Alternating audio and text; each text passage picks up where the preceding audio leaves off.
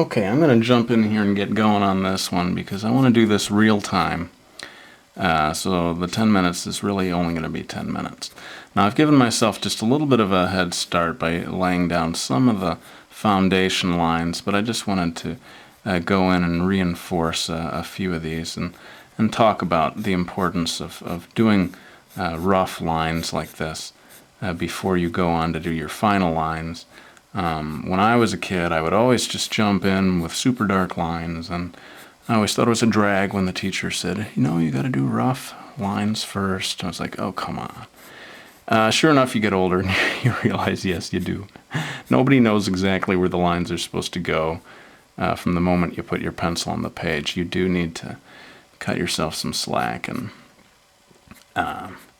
do some rough stuff to begin with. So in any case, a word about this pose. This is a classic, I did not invent this pose. It's a classic Japanese manga anime pose. Very attractive, I think, when they draw a female character in this pose. But I'm just kind of finishing off some of the rough line work to make sure I know where everything is going to go before I move on to tightening things up a little. And then hopefully at the end, finally doing a bit of inking. I've had a lot of people asking me about clothes, saying, boy, it's so hard I have so much trouble doing clothes. And I hear you, drawing clothes is a big challenge.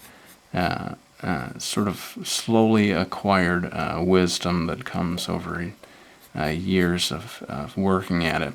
One thing, let me just point out, look at the arm here. Okay, so this has none of the wrinkles that we need to see. And let me show how you do this. Try to imagine, where is the cloth going to be pulled, It seems to me, since her arm is moving forward, the cloth is probably being kind of pulled across her arm in this kind of a direction. So that's where you throw your lines, It all comes down to imagining what happens to cloth as it moves across the human body. Where is it being pulled?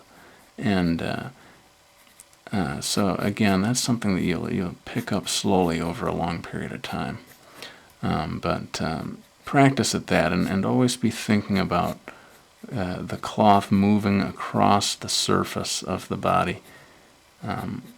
The forces that are kind of acting on it, that are pulling it in one direction or another. All right, well, we're doing pretty good for time now, so hopefully I'll be able to make a good drawing out of this one. I'm going to give her these sort of stockings or whatever that go up over the knee, which is, I find also very adorable.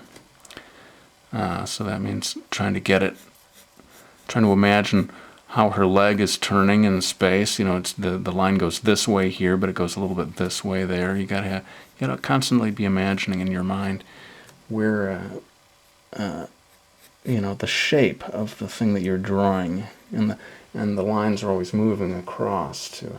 Now I'm going to take up a little bit of time here, but I wanted to readjust the camera to zoom in on the face as I do some of these tighter details here. Now, this is kind of a modified drawing of my character Miki from Miki Falls.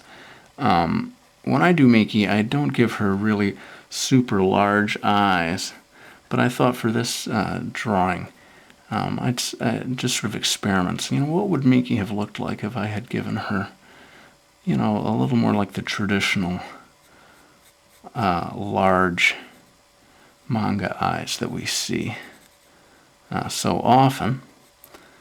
Plus, I think a lot of people who are trying to learn how to draw in this style may be interested in learning how do you draw a character with those really large eyes.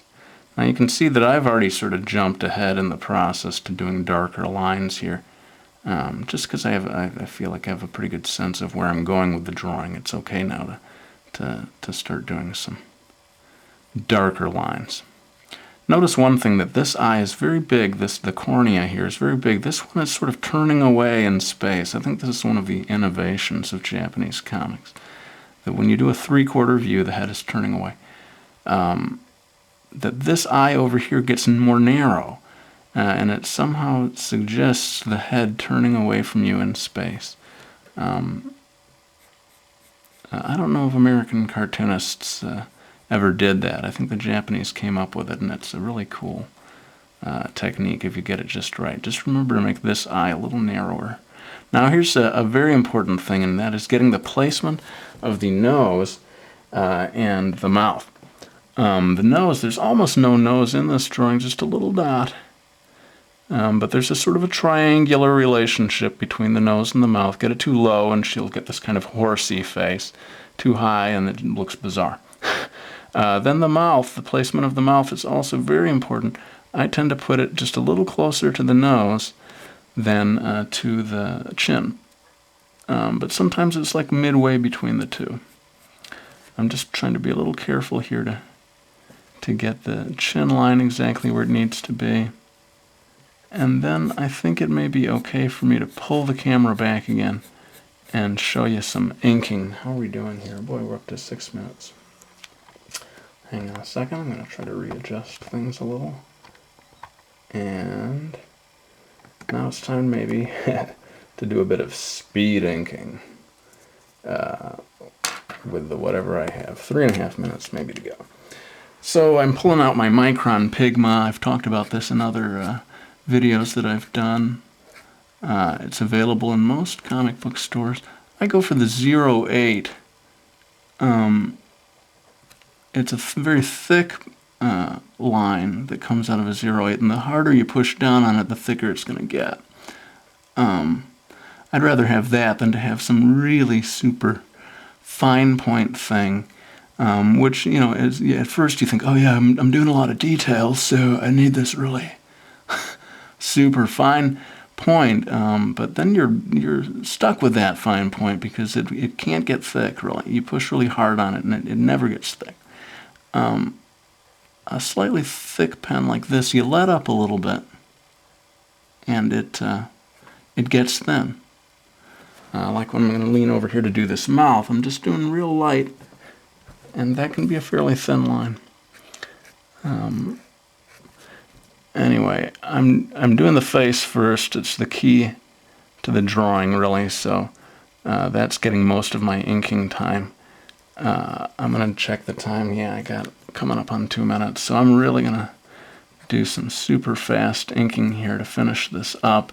Normally, I would, yes, devote more time and get a little more careful with the inking here. But, you know, there's a liveliness that comes with fast lines. So this may all be for the good.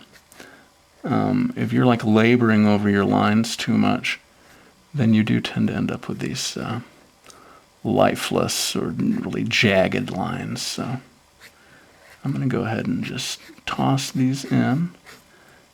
Maybe I should say a little bit about the skirt here.